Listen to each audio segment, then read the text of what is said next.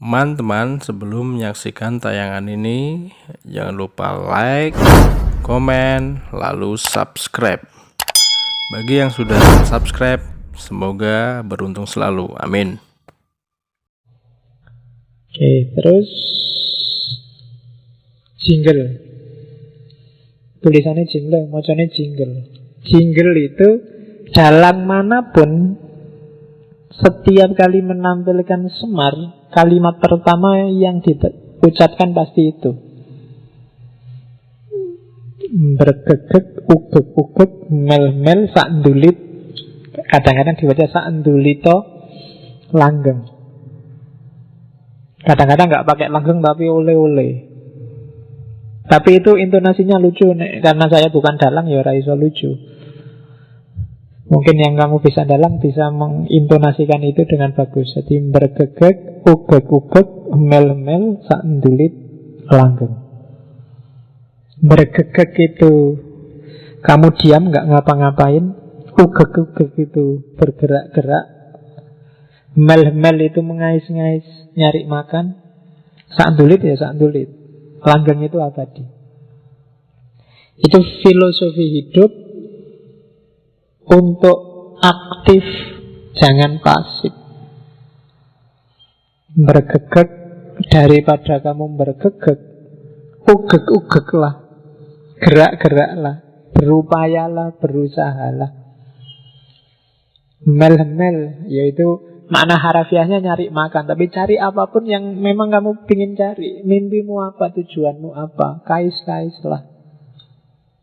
Sakndulit, meskipun hasilnya cuma sangat sedikit, cuma sakndulit. Sakndulit itu kalau kamu pakai sabun colek terus mau culik, ini kan sakndulit namanya. Cuma akan langgeng. Kenapa langgeng? Kamu nikmati karyamu. Rasanya beda daripada kamu dikasih orang atau tidak menghasilkan apa-apa. Kamu nulis sendiri dan jelek, itu lebih langgeng daripada jiplak tulisannya orang lain. Nulis jelek itu sakndulit kan, isone mau sidik pak jelek lagi, tapi itu langgeng, lebih abadi, lebih masuk dalam jiwamu. Jadi jangan bergegek. Nah, barang siapa yang sekarang bergegek, ugek-ugek lah. Nah, itu nasihati Semar. Mel-mel sakndulit langgeng.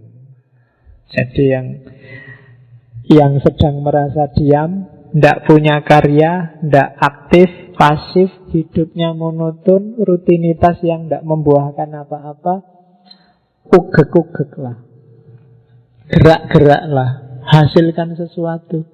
Entah itu pikiran, entah itu perbuatan, entah itu produk apa, tapi hasilkan sesuatu. Sekecil apapun, sejelek apapun, dia akan langgeng, dia akan abadi. Nah, jadi tidak sekedar lucu. Kalau di dalang itu moconnya lucu, dan biasanya yang lihat ketawa. Tapi di balik itu ada filosofi yang luar biasa. Jangan diam, jangan bergegek saja. Kalau kamu bergegek saja, tesismu nggak selesai-selesai, skripsimu nggak beres-beres, ya kan? Ugek-ugek lah, gerak-gerak lah, apa ngono, moco-moco apa, nulis-nulis apa, nambah pengetahuan apa. Dapat sakndulit nggak apa-apa, lama-lama jadi sak gunung. Gitu loh. Jangan pasif. Nah, selama ini kita bergegek terus, tidak pernah ugek-ugek, maka dimarahi oleh Semar. Bergegek tapi ugek-ugek.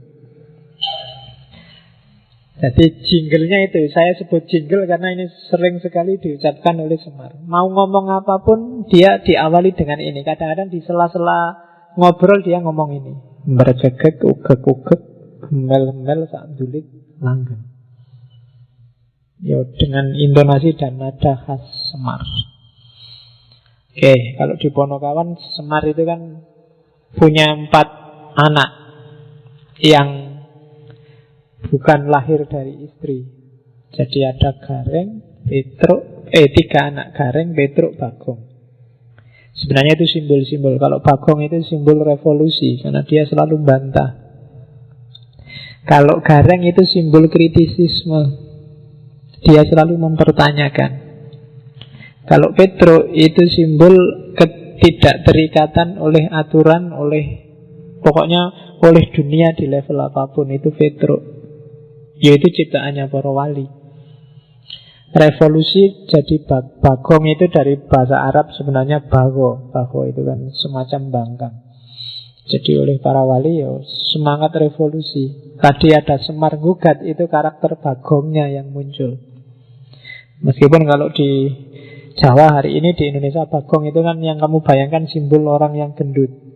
Wah, gendut itu besarnya sak bagong. Nah, ya memang Bagong ini kalau di wayang ceritanya dia lahir dari bayangannya Semar. Jadi Semar itu punya bayangan, terus bayangannya karena Semar gendut, ya jadinya dia gendut. Kalau Petruk itu anak angkat, anaknya Raja Jin, namanya Petruk. Makanya dia gelarnya Petruk, lurah kantong bolong. Jadi kantong bolong itu ya saya bilang tadi, dia nggak terikat oleh apapun yang duniawi. Barang apapun masuk, ya karena kantongnya bolong, ya hilang lagi, merosot lagi. Jadi nggak ada apapun yang bisa mempengaruhi dia. Jadi sekali-sekali kalau ada apa-apa, kalian pakailah aji-aji kantong bolong. Aji-aji kantong bolong itu suka-suka orang mau nabrakin kita apa, mau ngasih kita apa, tapi kita cuek aja biar masuk telinga kanan, keluar telinga kiri. Itu aji-aji kantong bolong. Mungkin di momen-momen yang ketika kalian itu tidak penting, itu tidak harus, itu penting. Hari ini kan banyak hoak, kamu ribut opo-opo, ada isu, ada gosip yang tidak jelas. Itu kadang-kadang pakailah jurusnya Petro, kantong bolong. Jadi kalau besok kalau ada orang ngomong hoak, ya kamu bikin aja komentar kantong bolong. Biar aja masuk, tapi nanti akan keluar lagi. Jadi nggak harus dipikir serius. Nah, itu punokawannya Pandhawa. Gareng, Petruk, Semar, Bagong. Terus kita masuk ke ajaran sekarang. Yang tadi di awal kan gambaran fisiknya, filosofi yang kita ambil dari fisik. Jadi fisiknya saja punya makna filosofis yang luar biasa. Itu makanya kita tidak bilang sebenarnya sosok Semar itu ideal orang Jawa tentang ketuhanan dan kebertuhanan. Nah, sekarang kita lihat ajaran-ajaran dan yang Semar yang tadi berpengaruh di orang Jawa, baik melalui Hindu maupun melalui Islam. Banyak istilah yang kita dengar, khususnya di dunia Jawa, apalagi kita hidup di Jogja. Inti ajarannya ini dijadikan slogan di mana-mana adalah ojo dumeh, eling sama waspodo. Jadi hidup kita harus punya pondasi 3 hal ini.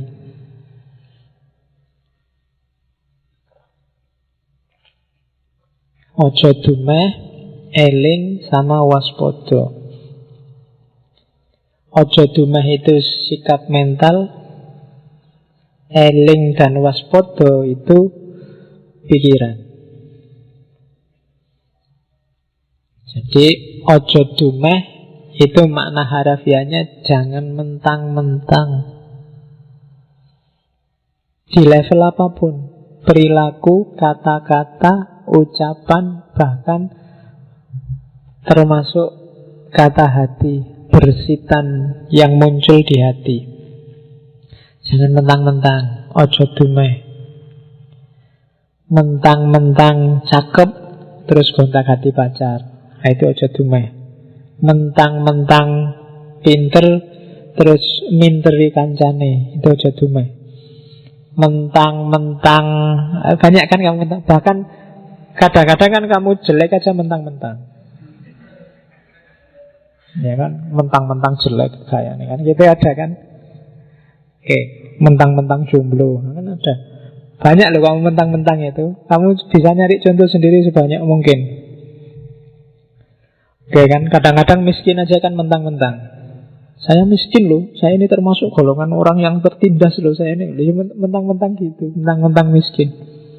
Hati-hati, aja dumai. Jadi yang bisa mentang-mentang itu nggak cuma yang kaya. Jadi begitu kamu larut oleh kondisimu saat ini dan kamu jadikan dia modus untuk kepentinganmu yang sementara, itu biasanya sudah dumai. Aja dumai. Betul. Mentang-mentang ndak lulus kuliah terus, itu kan mentang-mentang. Ya kamu teruskan sendiri. Mentang-mentang jomblo kalau malam minggu terus ngapain gitu kan. Ya wis, kamu rumuskan sendiri. Pokoknya aja mentang-mentang. Termasuk laki-laki dan perempuan. Kadang-kadang jangan salah, perempuan mentang-mentang juga ada. Mentang-mentang perempuan apa-apa pengen didahulukan.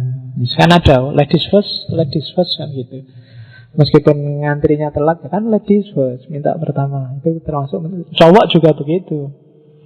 Mentang-mentang cowok, banyak sekali contohnya. Mentang-mentang santri, mentang-mentang ikut ngaji filsafat, sekarang kemana-mana ngomongin filosofis. Nah, itu termasuk mentang-mentang. Baru ngerti 1-2, wah kemana-mana sudah berfatwa filsafat. Ojo dumeh. Oke, sejauh mana itu dumeh apa enggak, kalian yang bisa ngukur. Karena ukurannya itu tidak bisa materinya, tapi sikap batinmu. Hal yang sama mungkin mentang-mentang di yang satu, tapi di yang satu sebenarnya enggak. Pinjem uang misalnya, karena kamu tidak punya duit terus pinjem uang. Gayamu pinjem uang, sikap batinmu pinjem uang, itu akan menunjukkan kamu mentang-mentang apa enggak. Termasuk ketika kamu ngutangi. Sikap batinmu ketika ngutangi temenmu itu bisa beda antara kamu mentang-mentang dan enggak mentang-mentang. Yang ngerti kamu sendiri. Jadi ojo dumai. Yang kedua, gimana caranya Pak biar saya nggak dumai? Eling. Selalu hadirkan Tuhan dalam hidupmu. Selalu hadirkan yang sejati di kepalamu. Kalau dia hadir terus, biasanya kamu terhindar dari dumai. Lawan paling gampang dari dumai itu ikhlas. Dan untuk bisa ikhlas, kamu harus eling. Selalu hadirkan Allah setiap mau mengambil keputusan. Selalu masukkan dia di hatimu dan di kepalamu. Itu namanya orang eling. Eling itu kalau dalam konotasi Jawa tidak sekedar kamu ingat dia ada, tapi dia berpengaruh dalam hidupmu. Misalnya kamu ingin membela agama, terus kamu mukul orang, ngeprok-ngeprok toko. Kalau ditanya, mbok ingat Allah, mesti kamu lulus. Ini karena saya ingat Allah, ingin bela Allah. Tapi itu ingat dan bela Allah hanya di mulut. Allah tidak hadir dalam hidupmu, karena nggak mungkin Allah semacam itu. Ketika kamu mencaci maki misalnya, apalah orang yang nggak cocok alirannya sama kamu. Ketika kamu maki-maki ini, meskipun kamu merasa ini demi Allah, ini demi kejayaan agama, tapi perilakumu tidak menunjukkan bahwa kamu sedang eling. Karena kalau kamu eling, kamu tidak mungkin berani maki-maki. Kamu tidak mungkin berani mukul-mukul, tidak mungkin berani melecehkan orang. Kamu akan malu. Kenapa ada Allah dalam hidupmu? Jadi itu gunanya eling. Ojo dumeh, eling. Terus yang ketiga, waspodo. Waspodo itu hati-hati, tidak sembrono. Kenapa harus waspodo? Jangan-jangan yang kamu tadi eling, yang kamu lakukan tidak cocok, bikin malu kalau ketahuan sama yang kamu eling tadi. Maka hati-hati. Jadi sekali-sekali tidak sholat nggak apa-apalah, nggak ada yang cerewet ini. Tapi nggak enak ya. Katanya kan itu eling dan waspodo. Jangan-jangan hanya gara-gara salah kecil ini terus Allah tidak berkenan, terus Tuhan tersinggung, marah sama aku, susah nanti. Itu waspodo namanya. Jadi eling dan waspodo itu biasanya satu paket. Orang yang tidak waspodo biasanya gampang kehilangan elingnya. Orang yang selalu eling itu biasanya cenderung untuk waspodo. Jadi ojo dumeh, eling dan waspodo. Itu yang jadi basis ajaran. Kalau di filsafat Jawa biasanya dikonotasikan sama Semar.